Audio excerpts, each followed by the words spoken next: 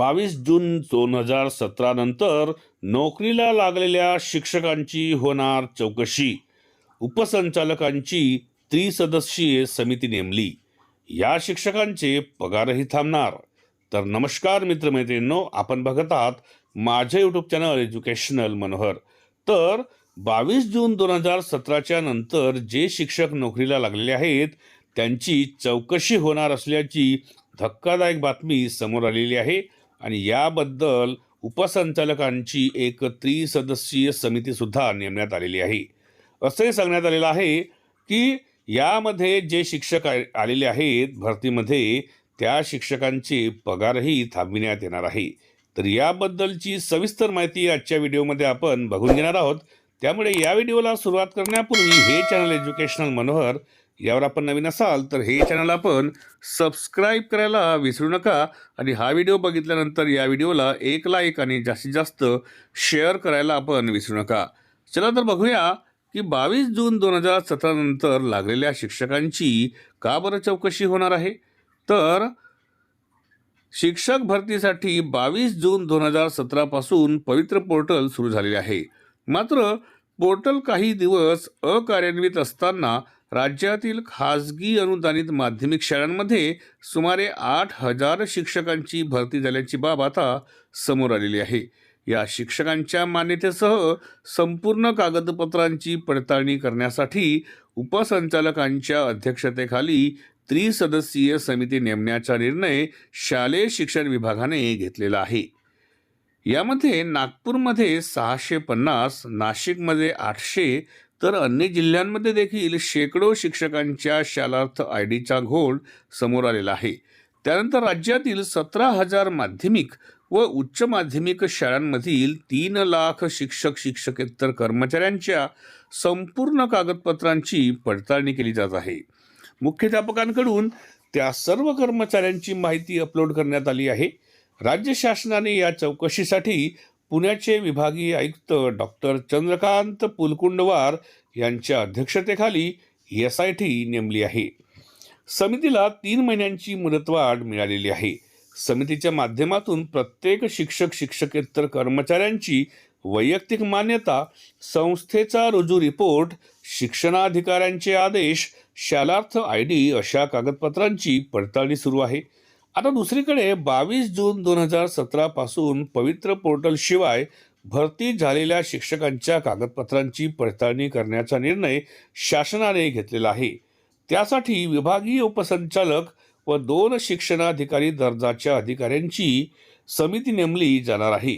15 मे 2026 पर्यंत समितीने त्यांचा अहवाल शासनाला सादर करावा असेही आदेशात म्हटलेले आहे.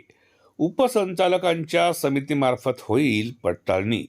तर 22 जून 2017 पासून खाजगी अनुदानित, अंशतः अनुदानित, विना अनुदानित शाळांमधील शिक्षक पदभरती पवित्र या संगणकीय प्रणालीमार्फत होणे आवश्यक होती.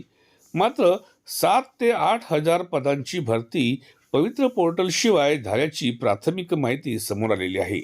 आता विभागीय उपसंचालकांच्या माध्यमातून या सर्वांची पडताळणी होईल. डॉक्टर श्रीराम पांजळे, शिक्षण सहसंचालक, माध्यमिक शिक्षण पुणे असं यांनी म्हटलेलं आहे. तर त्या शिक्षकांचे थांबणार वेतन. अनेक खाजगी अनुदानित शाळांनी त्यांच्याकडील मंजूर पदांपेक्षा जास्त पदे भरली आहेत. त्यांना शालार्थ ID देखील मिळाला असून ते सध्या वेतन घेत आहेत. दुसरीकडे शिक्षणाधिकारी कार्यालय किंवा उपसंचालक कार्यालयाकडील रजिस्टरमध्ये जावक नोंद नाही, तरी पण काही शिक्षकांकडे वैयक्तिक मान्यता, शालार्थ IDचे आदेश आहेत. गैरप्रकार होऊ नयेत म्हणून शालेय शिक्षण विभागाने सर्वच शिक्षक शिक्षकेतर कर्मचाऱ्यांचे डिजिटायझेशन केले आहे. मात्र आणखी शेकडो शिक्षकांनी त्याची पडताळणी केलेली नाही. अशा सर्व बाबींची अंतिम पडताळणी होणार असून त्यानंतर संबंधितांचे वेतन हे थांबविले जाणार आहे. माध्यमिक शाळा आणि शिक्षकांची स्थिती काय आहे ते पाहून घेऊया. एकूण शाळा आहेत 17,200. कार्यरत अंदाजे जे शिक्षक आहेत यामध्ये ते आहेत 2,96,000. शालार्थ ID मधील जे संशयित शिक्षक आहेत त्यांची संख्या आहे 1,500. आणि पवित्र पोर्टल शिवाय भरलेले जे शिक्षक आहेत ते आहेत एकूण 8,000. तर या पद्धतीने पवित्र पोर्टलशिवाय भरलेले जे शिक्षक आहेत त्या सर्व शिक्षकांची एकंदरीत यामध्ये शालार्थ आय डीमध्ये नसलेले आणि एकंदरीत 22 जून 2017 नंतर नोकरीला लागलेल्या त्या सर्व शिक्षकांची चौकशी होणार असल्याची एक धक्कादायक बातमी आता समोर आलेली आहे आणि त्याबद्दलच आजचा व्हिडिओ मी आपल्यासाठी घेऊन आलो होतो. त्यामुळे अशा पद्धतीचे माहितीपर व्हिडिओज आपल्याला बघायचे असतील तर त्यांची प्लेलिस्ट या व्हिडिओच्या डिस्क्रिप्शनमध्ये इन्फॉर्मेशन एज्युकेशनल मनोहर या नावाने देण्यात आलेली आहे. त्यावर जाऊन आपण आपल्या कामाचे आवश्यक असलेले व्हिडिओज पाहून घेऊ शकता. जूनमध्ये होऊ घातलेली जी TET आहे, शिक्षक पात्रता परीक्षा आहे, तिच्यासाठी आवश्यक महत्त्वाचे आणि हमखास येणाऱ्या प्रश्नांची व्हिडिओज आपल्याला बघायचे असतील तर त्यांची प्लेलिस्ट या व्हिडिओच्या डिस्क्रिप्शनमध्ये TET एज्युकेशनल मनोहर या नावाने देण्यात आलेली आहे. त्यावर जाऊन आपण TETची तयारी करून घेऊ शकता. जाता जाता आपण या व्हिडिओला एक लाईक आणि जास्तीत जास्त शेअर करण्यासोबतच हे चॅनल एज्युकेशनल मनोहर यावर आपण नवीन असाल तर हे चॅनल आपण सबस्क्राईब करून घ्यावं अशी मी आपल्याला विनंती करतो. आणि मी आपली आता रजा घेतो. माझ्या सर्व शिक्षक मित्र मैत्रिणींना माझा नमस्कार.